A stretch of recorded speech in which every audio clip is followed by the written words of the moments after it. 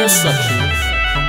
कहनी पलक से जल्दी आ जा तू घरे चढ़ल बा फागुन देवरा हमरे पमरे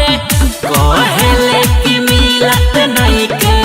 छुट्टी हो ले ले बदेवर मजा लूटी हो होलिया में पी के फ्रूटी हो ले ले बदेवर मजा लूटी हो होलिया में पी के फ्रूटी हो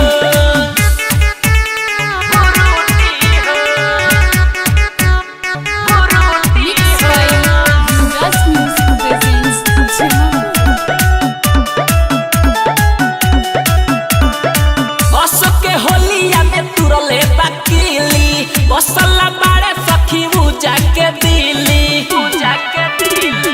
बस के होलिया में तुरले बकीली बसला बारे सखी पूजा के दिली भइल बा जवानी सुख के खूटी हो ले ले बदेवर मजा लूटी हो होलिया में पी के फ्रूटी हो ले ले होलिया में पी के फ्रूटी हो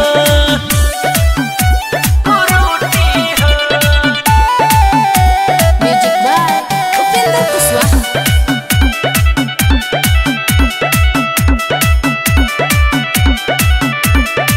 हवे ई बात सखी काल्हे नु रात के डीएस दिनेश नहीं माने ले बात के